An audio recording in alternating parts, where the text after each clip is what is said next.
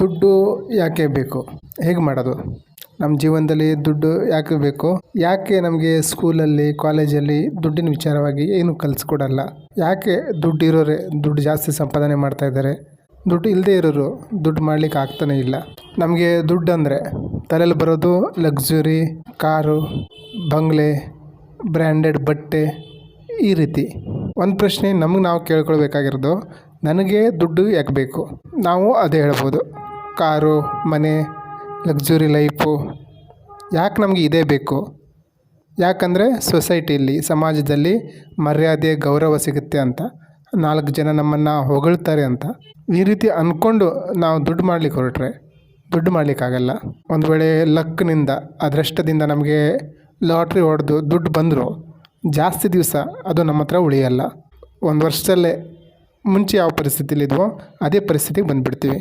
ಪಕ್ಕದ ಮನೆಯವರು, ಸಂಬಂಧಿಕರು ನಾವು ಕಾರ್ ತೊಗೊಂಡ್ರೆ ಬೆಸ್ಟ್ ಅಂತಾರೆ. ಇನ್ನೊಬ್ಬರಿಗೆ ನಾವು ಒಳ್ಳೆ ಸ್ಟೇಜಲ್ಲಿದ್ದೀವಿ ಅಂತ ತೋರಿಸ್ಕೊಳ್ಳಿಕ್ಕೆ ದುಡ್ಡು ಖರ್ಚು ಮಾಡಿದರೆ ನಮ್ಮಂಥ ಮೂರ್ಖರು ಇನ್ನೊಬ್ಬರಿಲ್ಲ. ನಾವು 4 ದಿವಸ ಹೊಗಳ್ಬೋದಷ್ಟೇ.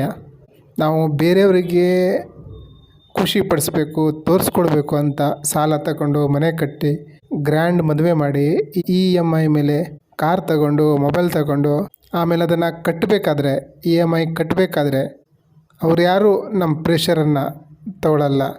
ಯಾಕಂದರೆ ಪ್ರೆಷರು ನಾವೇ ತಗೋಬೇಕು, ಟೆನ್ಷನು ನಾವೇ ತಗೋಬೇಕು, ನೆಮ್ಮದಿ ಸಹ ನಾವೇ ಕಳ್ಕೊಬೇಕಾಗತ್ತೆ.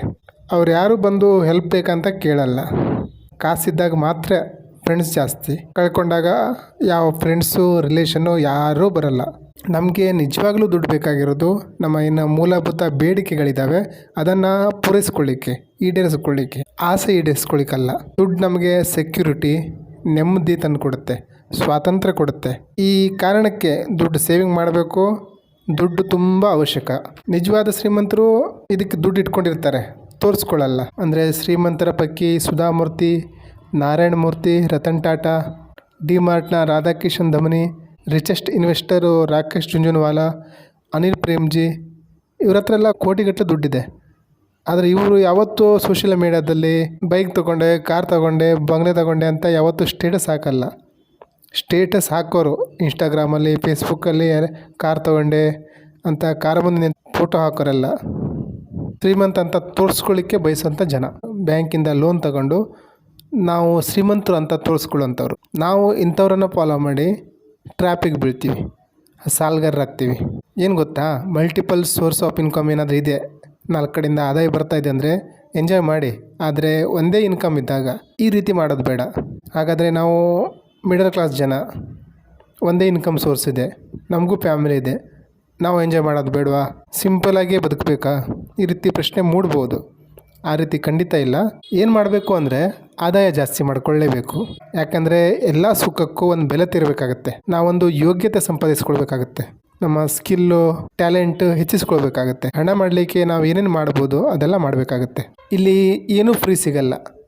ಇಲ್ಲಿ ಯಾರಾದರೂ ಫ್ರೀ ಕೊಡ್ತಾ ಇದ್ದಾರಂದರೆ ಅದರ ಹಿಂದೆ ಸ್ವಾರ್ಥ, ನಮ್ಮಿಂದ ಜಾಸ್ತಿ ವಸೂಲು ಮಾಡಲಿಕ್ಕೆ ತಯಾರು ಮಾಡ್ತಾ ಇದ್ದಾರಂತಲೇ ಅರ್ಥ ಹೊರತು ಯಾವುದೂ ಫ್ರೀ ಸಿಗಲ್ಲ. ಯೋಗ್ಯತೆ ಹೆಚ್ಚಿಸ್ಕೋಬೇಕಾಗತ್ತೆ. ನಾವು ಬೇರೆಯವರ ಜೀವನ, ಅವರೆಲ್ಲಿ ಹೋದ್ರು, ಎಲ್ಲಿ ಬಂದರು, ಇದರಲ್ಲೇ ನಮಗೆ ಆಸಕ್ತಿ ಜಾಸ್ತಿ. ಅಂಥವ್ರ ಉಲ್ಲೋಗಿ ನೋಡಿಕೊಂಡೆ ನಾವು ಟೈಮ್ ಪಾಸ್ ಮಾಡೋಂಥವ್ರು.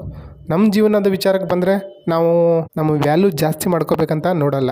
ಯಾಕಂದರೆ ಜನರಿಗೂ ಸಹ ಮಜಾ ಬೇಕು, ಬೇರೆಯವರ ಉಲ್ಲೋಗಿ ನೋಡ್ಕೊಂಡೆ ಮಜಾ ಮಾಡಬೇಕು. ಸತ್ಯ ಬೇಡ. ಪ್ರತಿಯೊಬ್ಬರಲ್ಲೂ ಒಂದಲ್ಲ ಒಂದು ಸ್ಟ್ರೆಂತ್ ಇದೆ, ಏನೋ ಒಂದಿದೆ.